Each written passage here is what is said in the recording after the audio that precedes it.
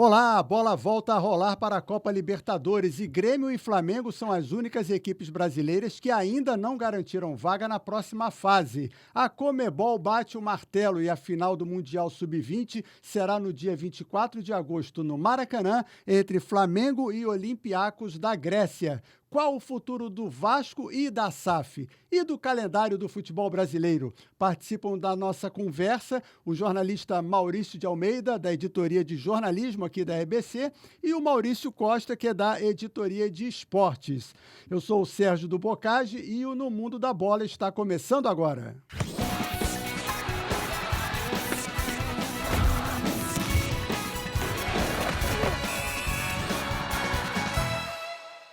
Olá, Maurício. Maurício, satisfação em receber a dupla. Vamos começar falando de Libertadores. A bola volta a rolar para o Grêmio, Maurício. Pois é, né, Bocage? Depois de todos os problemas, uma situação traumática que não só os jogadores do Grêmio, mas como todo o Rio Grande do Sul enfrenta diante dessa tragédia, é hora de recomeçar o futebol, tentar recomeçar de alguma forma. Não vai conseguir, obviamente, jogar em Porto Alegre, vai pegar na Libertadores o campo lá do Couto Pereira, o campo do Curitiba, Paraná, na região sul, já vem treinando também para essas partidas, mas o Grêmio fora a tragédia, todos os problemas da enchente, o Grêmio já não vinha com uma campanha muito positiva na Libertadores, né? Ele tem 2 derrotas, 1 vitória, estava na última colocação do grupo, ele fez os 3 jogos da primeira fase e vai pegar o The Strongest, que está embalado na liderança, né? Então é um jogo muito complicado por todas as circunstâncias. A parada que ele teve dos treinos, dos jogos, perde o ritmo, os jogadores não vão estar com a mesma cabeça focada, porque ainda tem parentes, amigos, pessoas que vivem no Sul com essa dificuldade, então é um jogo muito difícil para o Grêmio. Você acha que o Grêmio consegue passar? Acho que sim, Bocage, Maurício, acho que sim, o Grêmio consegue passar. A vitória sobre o Estudiantes fora de casa deu aquele gás para o Grêmio. É chato, porque quando parecia que o Grêmio ia engrenar, né, acabou acontecendo a tragédia e o time volta. Mas joga em casa, vamos lá, joga no Couto Pereira, mas é em casa, a torcida do Grêmio vai lotar o Couto Pereira. O The Strongest, fora de casa, não é aquela coisa dentro de casa, não tem o fator, né, altitude. Então, acredito que o Grêmio consiga, sim, vencer o The Strongest e já consiga, inclusive, chegar e ultrapassar o Atipato, que é o segundo colocado do grupo do Grêmio, né? O Grêmio tem 2 pontos atrás, tem 2 pontos a menos só que o Atipato e tem 1 jogo a menos que o Atipato. Então, acredito que o Grêmio consiga, sim, essa classificação e conseguir também se recuperar no grupo na fase inicial da Libertadores. O Grêmio está no grupo C, o Strongest, que é o adversário, tem 10 pontos com 5 jogos, faz a última partida. O Atipato tem 5 pontos em 4, o Estudiantes tem 4 em 4 e o Grêmio 3 em 3. Então o Grêmio tem 2 jogos a menos, inclusive, que o The Strongest, mas é uma situação que, mal ou bem, como você destacou, é bem delicada. Já o Flamengo, Maurício de Almeida, está com a faca e o queijo na mão, né? Em tese. Tem tudo, né? Mas a gente já viu situações do Flamengo praticamente classificado, aquela tradicional noite do Cabanhas, Joel se despedindo, feliz da vida, uma noite de festa, e falar, Cabanhas acabou com a graça rubro-negra, né?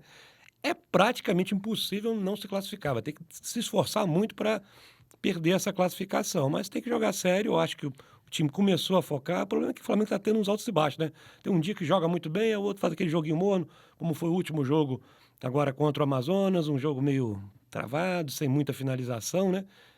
Vai jogar contra um time eliminado, que não tem chance nem da Sul-Americana, não tem chance de nada, vai vir só cumprir tabela no Maracanã, então teoricamente desmotivado, mas sabe sempre que o Maracanã, o Flamengo sempre motiva Chama alguém atenção. a correr, a jogar, mas além disso, o Flamengo tem que perder e depois lá na altitude o Palestino também tem que perder para o Bolívar, então é só mesmo um azar monstruoso e uma Palestino incompetência. tem que vencer o Bolívar. O Palestino tem que vencer Tem que isso. vencer o Bolívar. Então, os dois times têm 7 pontos, o Flamengo tem saldo de 4 e o Palestino de menos 3. Mas sabe o que eu acho, Bocage? Eu acho que para o Flamengo vale a pena o Palestino vencer.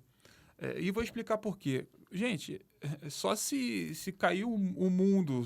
Mas o Palestino, para vencer e eliminar o Bolívar, a diferença é de 5 gols. Não, ele não precisa eliminar o Bolívar. Ele só precisa vencer. Para ficar em primeiro. Para o Flamengo ganhar do Milionários e ficar em primeiro, terminar em primeiro do grupo. Gente, não tem como o Flamengo ter medo do Milionários, que o Flamengo não vai vencer o Milionários. A gente viu a última partida do Flamengo na Libertadores, o Flamengo foi muito bem. Né? O time do Flamengo está se recuperando, jogou bem. Eu achei que jogou bem até contra o Amazonas. O pessoal, o Flamengo só ganhou de 1-0, poderia ter ganhado de 5, 6 do Amazonas. E o Amazonas praticamente não criou qualquer tipo de perigo para o Rossi. Então, acredito que o Flamengo vai vencer o Milionários até com certa tranquilidade. E por que não torcer para o Palestino? Porque o Flamengo ficando em segundo do grupo, ele tem uma grande chance de pegar um outro brasileiro muito bem colocado na próxima fase. Palmeiras, Atlético Mineiro, Fluminense. Botafogo. O Botafogo está em segundo por enquanto. Sim. O Botafogo está em segundo por enquanto. Botafogo, Grêmio e São Paulo, o Grêmio está em último, mas podem se classificar em segundo. O Botafogo tem até chance de ser primeiro do grupo dele. Mas eu acredito que o Flamengo tem que fazer esse esforço, porque pode ficar em segundo, pode pegar o River Plate, que é o primeiro do grupo dele também. Acho que o Flamengo tem que fazer um esforço para ganhar bem do Milionários. Por que não torcer para o Palestino descolar um gol, como descolou contra o próprio Flamengo? Falando em esforço, o Flamengo não poderia se esforçar um pouco mais? Poderia se esforçar em... Eu acho que essa é a grande reclamação do torcedor. O time é muito cadenciado. Eu estava conversando com os amigos da redação. A torcida do Flamengo, ela sente falta de algo que no Brasil você só vê no Palmeiras, que é intensidade. O time do Flamengo não tem a intensidade que tinha em 2019 com o Jorge Jesus. E desde então, com nenhum técnico, nem com o Dorival, o Flamengo tem essa intensidade. E o único clube do Brasil de futebol que tem essa intensidade é o Palmeiras, que tem um elenco pior do que o do Flamengo. Então o Flamengo tem sim os maiores craques, para mim tem o melhor elenco, mas ainda não conseguiu e dificilmente vai conseguir atingir essa intensidade com o Tite, porque o Tite, ele joga pelo resultado. Não é o perfil dele. Não é o perfil dele. Hoje eu li uma reportagem que o Flamengo pode ter Pulgar, Gerson, Arrascaeta e De La Cruz. E a matéria dizia, é o melhor meio-campo do Brasil. Você concorda? Se não for o melhor, está lá segundo, menos que isso não. É um meio-campo. O De La Cruz mostrou em poucos tempos, desde que chegou no Flamengo, a grande contratação que foi. Acho que uma das melhores contratações das últimas janelas que o Flamengo teve, né? Ele consegue botar o Arrascaeta no banco na seleção uruguaia. Uma disposição incrível. O Arrascaeta tem aquela habilidade que, diferenciado, para mim, ainda é o melhor jogador em atividade aqui no Brasil. O Gerson está recuperando, está voltando lentamente. Ainda não é o Gerson que a gente acostumou a jogar no passado. 70. Não, isso aí. Isso aí vai ser difícil. Mas seria o ideal, né? Mas é um meio-campo. E o Pulgar, que no início tinha um início meio difícil no Flamengo, parece que acertou, né? Ele está sendo um bom na marcação, um bom protetor da zaga ali do Flamengo. Maurício, você que é um defensor dos fracos e oprimidos, o Gabigol fica no Flamengo, renova, vai embora? O Gabigol fica no Flamengo, tem que ficar no Flamengo, tem que devolver a camisa 10 pro Gabigol. Não. Gente, assim, é o que eu penso. Eu vou discordar. Se eu fosse, assim, vamos falar, eu não sou rubro-negro, né? Mas se eu fosse rubro-negro, eu acho que eu não ficaria preocupado se o Gabigol vestiu a camisa do Corinthians. Aí é outra situação. Ficaria preocupado se ele vestia a camisa do Vasco, do Fluminense, do Botafogo, que é meu rival direto. Se eu fosse torcedor do Santos, eu ia ficar um pouco chateado, e não do Flamengo, porque o cara foi criado no Santos. Ele nasceu, entre aspas, no Santos. E aí bota a camisa do Corinthians, eu ia ficar pé da vida se eu fosse torcedor do Santos. Agora, o torcedor do Flamengo, na casa dele... Eu não sou jogador de futebol, mas eu sou jornalista. Eu tenho camisa de um monte de time, inclusive do Rio. Tenho camisa do Botafogo, não sou botafoguense. Tenho camisa do Corinthians, do Palmeiras. Sim, acontece. E visto. E acho maneiro, acho legal, do Bahia. Então, assim, eu não vi nada demais. É lógico que eu não sou rubro-negro, então é muito fácil para mim falar assim, eu não vi nada demais, não tenho aquela paixão, né, pelo Gabigol. E acho que ele deveria continuar no Flamengo, porque o Flamengo precisa ainda do Gabigol. O Gabigol hoje é um ótimo reserva. O Gabigol hoje talvez só não seria titular no Atlético Mineiro no Brasil. Talvez, porque tem o Paulinho e o Hulk ali, né, no ataque. Então, não sei, eu gostaria... Se rubro-negro fosse... Que renovasse. Gostaria que o Gabigol continuasse. E se você fosse rubro-negro? Não, como eu sou, né?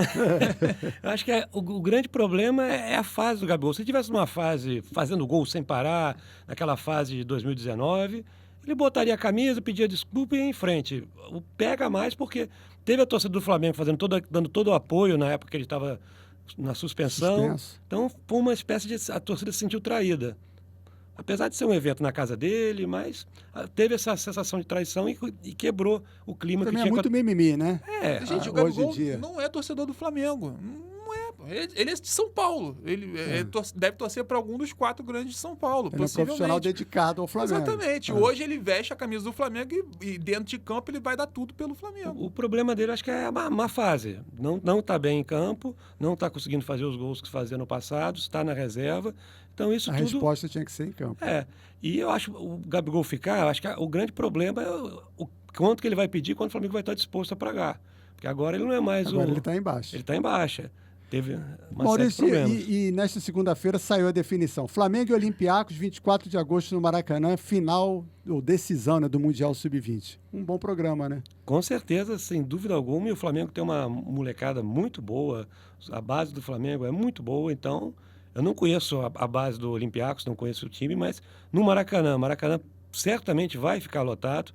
E esses garotos que já jogam até no profissional provavelmente vão reforçar nessa decisão, porque é um título importante, um título inédito, né? Então, acho que tem muita chance mesmo do Flamengo levantar essa taça no Maracanã. E é mais uma final de uma competição, mais um evento internacional, que é sempre importante trazer aqui para o Brasil, né? Vamos falar. Fala. Não, só para falar que o Olympiacos, o lateral esquerdo, a titular do Olympiacos recentemente foi o Ramon, que é lateral esquerdo do Flamengo, da base do Flamengo, agora está no Cuiabá, foi emprestado ao Cuiabá e colocou o Marcelo no banco, Marcelo do Fluminense. Então, não sei se a base do Olympiacos é essas coisas. Vamos ver, né? Vamos falar de outra questão que tem sido polêmica e não se sabe o que vai acontecer ao longo dessa semana. O Vasco, a 777, a Vasco SAF, são 3 entidades, Maurício. Muito difícil, né? Difícil. Muita entidade. Você lê a matéria para e entender. você não...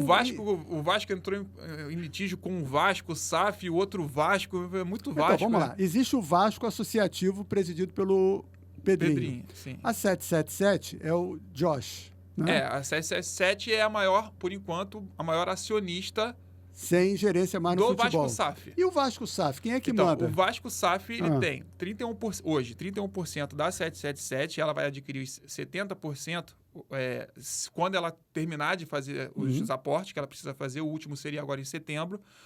E a outra porcentagem é do associativo. Então, o Vasco SAF ele é formado por uma porcentagem menor do associativo e uma porcentagem maior da 777. Então, aí tem 32%. Ou, perdão, 62%. Cadê os outros 38%? Os outros ainda pertencem a Vasco SAF apenas. E o que aconteceu? Confuso, não é? O que o Pedrinho fez?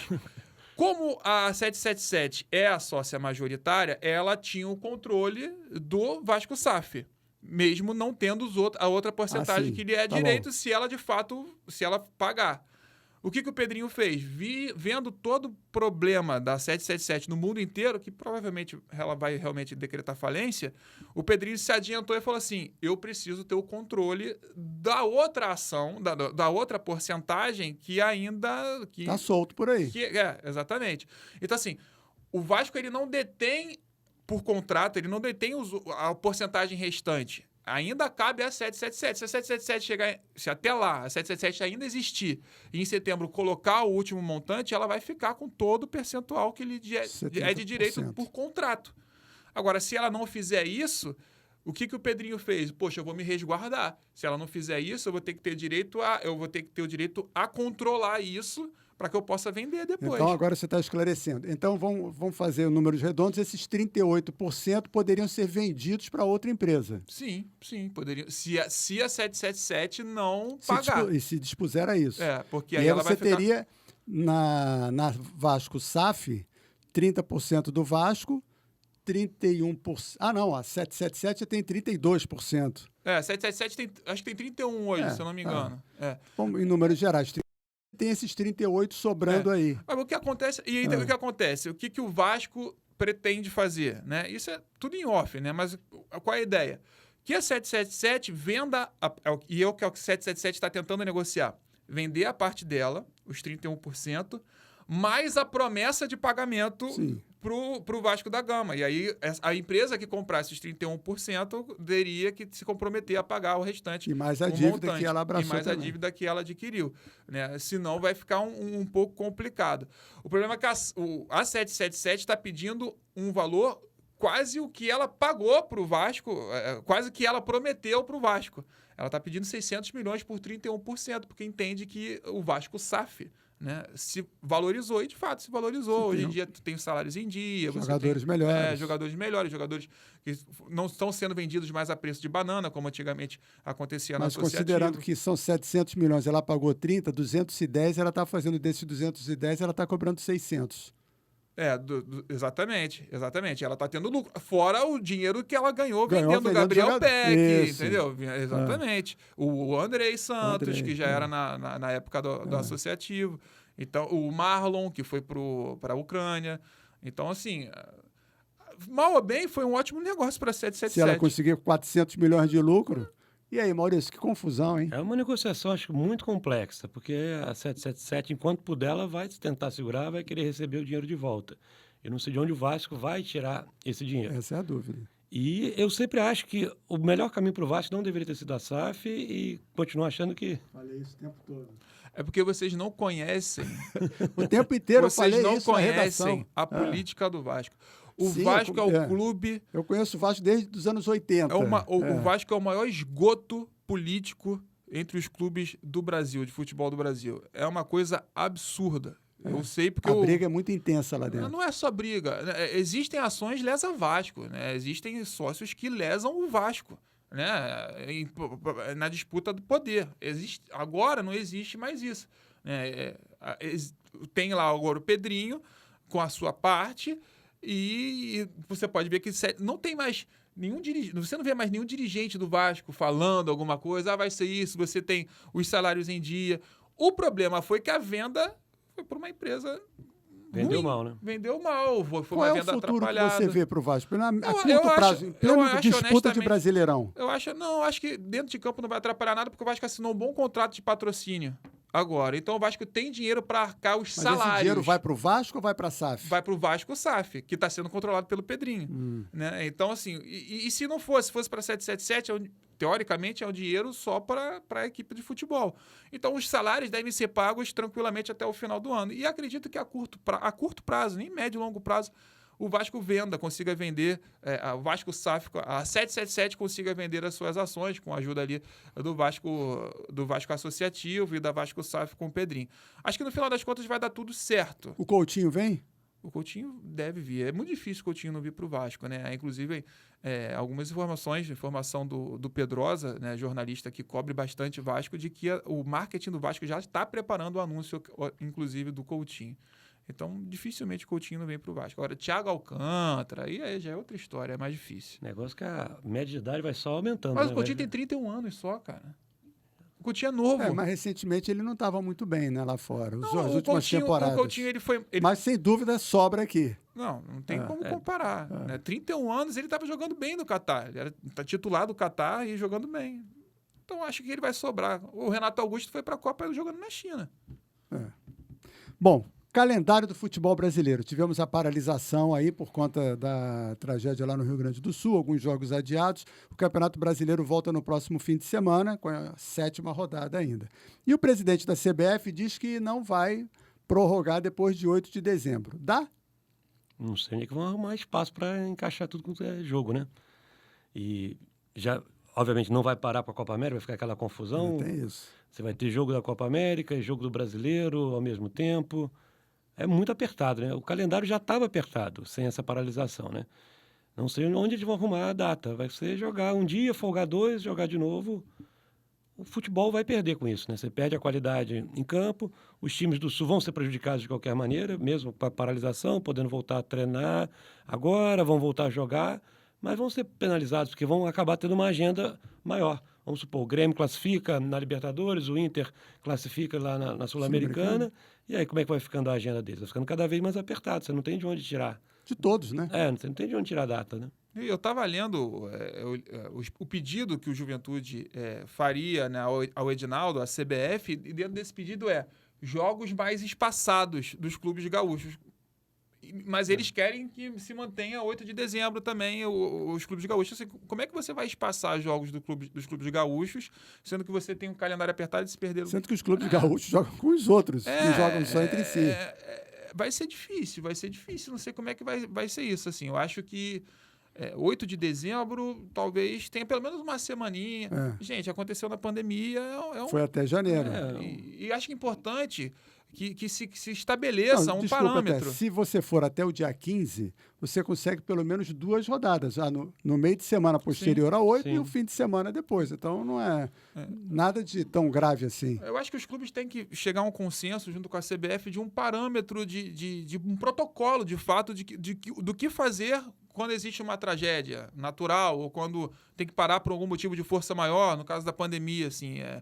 Tem que ter um protocolo padrão para saber, a gente vai seguir isso, isso e isso. Senão, todo ano que acontecer alguma coisa, e infelizmente esse tipo de desastre acontece, ainda aqui no Brasil, vai ser um Deus nos acuda. Não vai saber que vai ficar essa discussão boba, vai jogar, o time não quer que jogue, outro time quer que jogue, não vai levar a lugar algum. Eu vou dar a minha opinião sem querer influenciá-los, mas eu fui contra desde o início o não rebaixamento de ninguém. Para mim, se tivesse que proteger alguém, protegem-se os gaúchos. Mas ninguém né? vai deixar. Né? Enfim, Todo mundo vai caem jogar 4 da mesma em forma, causa porque própria. Grêmio e Inter jamais, acho muito difícil que estejam na zona do rebaixamento. Você seria favorável a não ter ninguém caindo? Ninguém não. Se fosse uma proteção só para os times que foram prejudicados. Só né? para lembrar, nem a Chape, em 2017, ela própria não aceitou. A proteção só para os times que estavam lá prejudicados diretamente com a tragédia. Você não vai proteger outro time que está pegando uma desgraça para tentar tirar uma vantagem. Eu acho que, Eu acho que penso todo que mundo abriria a mão e ficaria muito eu relaxado. penso diferente de vocês. Eu penso que ou não cairia ninguém, ou cai normal os 4. Como ficou mantido. Porque aí você cria um desequilíbrio para os outros times. Né? Se você não cair Juventude, Grêmio e Inter, lembrando que são 3 times que já caíram para a segunda divisão. Aliás, quem não caiu para a segunda divisão? Só São Paulo e Flamengo. Então, assim, e aí você tem outros times que vão assim, poxa, tem gente disputando comigo aqui. Eu não aceitaria. Já pensou? Eu, dirigente do clube, não aceitaria. 3. Aí Grêmio, Juventude, Inter e o seu time aqui. Não existe. Aí o seu time aqui. Aí vira 2013. Aí alguém vai fazer Aí vira uma 2013. confusão. Exatamente. Só o Juventude mesmo que corre risco aí. O Grêmio e Inter... Eu também acho nesse raciocínio. Acho que Grêmio e Inter... O campeonato começou agora, cara. E o Grêmio na A gente Libertadores tá na 7ª assim, rodada. com alguns tropeços, né? Atlético Paranaense é o que surpreende com o Cuca? Não, acho que não chega. Assim, o Atlético Paranaense perdeu jogadores importantes, mas contratou jogadores muito bons, inclusive. Não acho que surpreenda, não. O Cuca, se você tirando a questão pessoal dele, a questão profissional dele, ele sempre foi um excelente técnico, ele sempre foi um técnico vencedor, ele sabe montar time, ele sabe montar esquema, campeão da Libertadores, campeão brasileiro. Então, e o Atlético Paranaense, você jogar na Arena da Baixada é muito difícil, todo mundo sabe que é complicado. Eu acho que é ainda mais difícil do que você jogar no Engenhão ou no eu ia falar no Palestra, no Allianz. Onde nem o Palmeiras joga. Exatamente, é mais complicado. Então, acredito que... cara, desde sempre foi complicado, a torcida do Flamengo que o diga, foi complicado jogar lá. Então... Eu sempre achei que o Cuca ia ajeitar esse time do Atlético do Atlético Paranaense, sempre falando do Cuca, a parte profissional dele dentro de campo, não a parte pessoal dele. Eu não me lembro se eu já coloquei a você em episódios anteriores sobre qual será o G4 do Brasileirão.